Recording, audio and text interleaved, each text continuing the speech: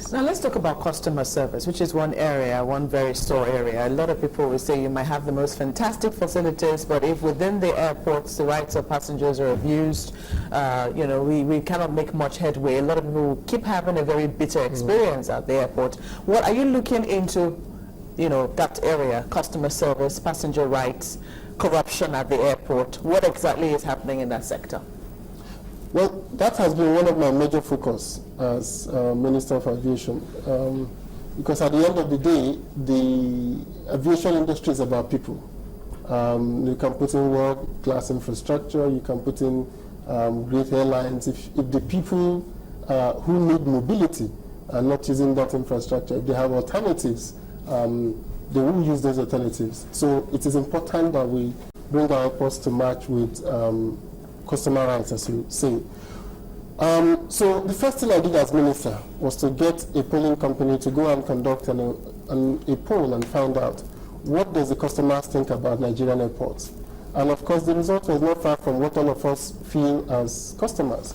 The customers all said, well, the airports are poorly run. They said the airports are not as it should be. So we took in all of that. So yesterday in Abuja, we launched the customer what we call the aviation passenger portal, the aviation portal. Now, this passenger portal allows us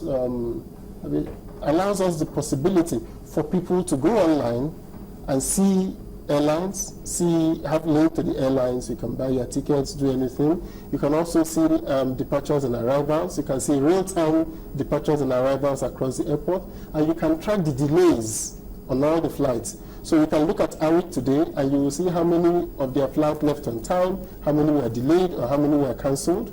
So at the end of every month, you can compare airlines in Nigeria and see those that have higher reliability than the others. And then we're coming up with an initiative called Aviation Commits.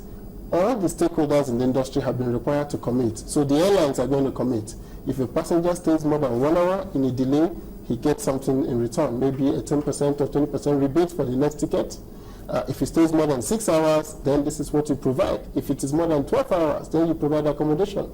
So the same thing with the aviation industry itself. For instance, if you want to import an aircraft in Nigeria today, it takes you to write me a letter, and then it goes down to the permanent secretary, it goes down to the director writes NCAA, then confirms that the plane has not been imported before, NCAA writes back, and I'm talking about 3 weeks now, and then the letter comes back to the PAMSEC and then gets back to me. I have traveled abroad, and then I come back.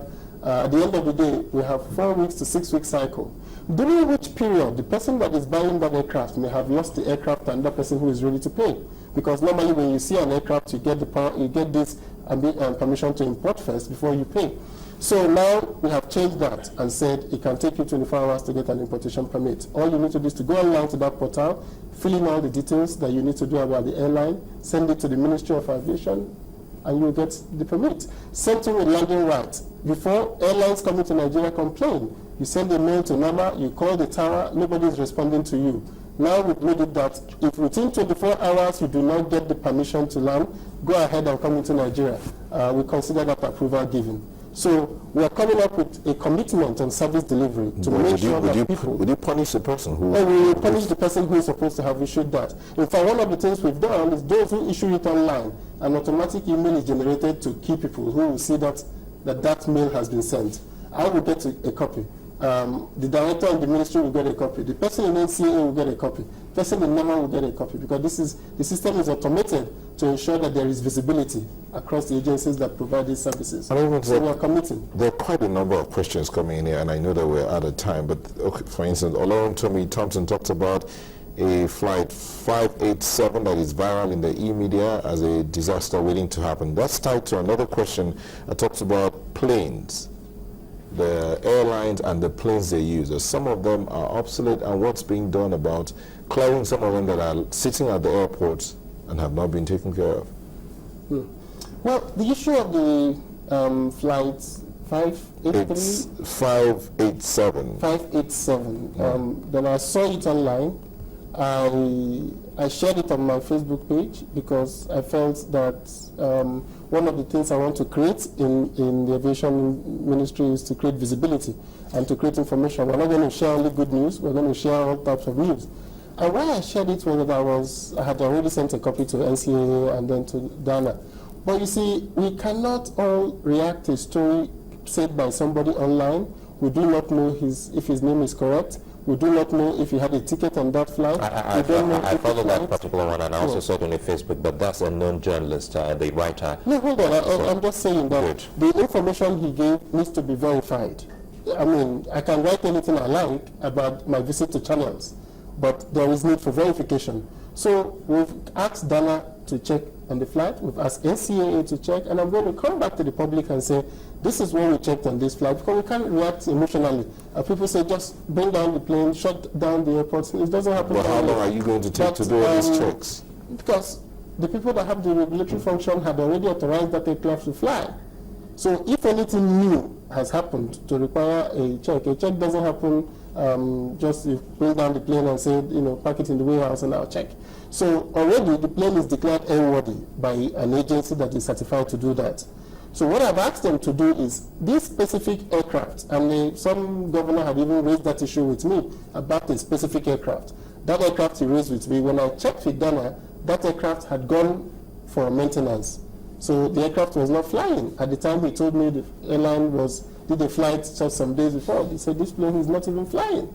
So it's important that we verify the facts, and I believe that by tomorrow, later today, eventually, we should get some information about if that flight really existed, if that flight really happened, and then we will be waiting for NCAA to hear what has happened to that aircraft. Well, I'm very happy and excited about that, because we have seen cloned accounts even on Facebook. So when I saw that, for a moment, I didn't believe it was you putting that, because it wasn't a good story, but you had to put it on your Facebook page. But we have some couple of pictures that people would have loved you to see.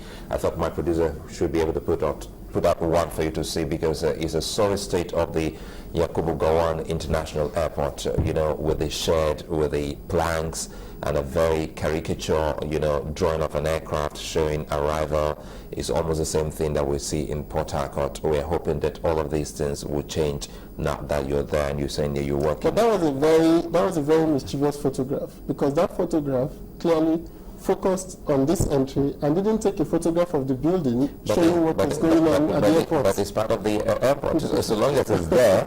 I'm just saying it was a very mischievous photograph. Well, anyway, we'd like to thank you so very much, and we hope that you can keep the discussion on with people who can also interact with you in the social media. Osita Chidoka, he's the Minister of Aviation, and he's been speaking on developments in the aviation sector. And I would like to chip in one last thing, that later today we will be launching the war against low-level corruption at the airports with the ICPC.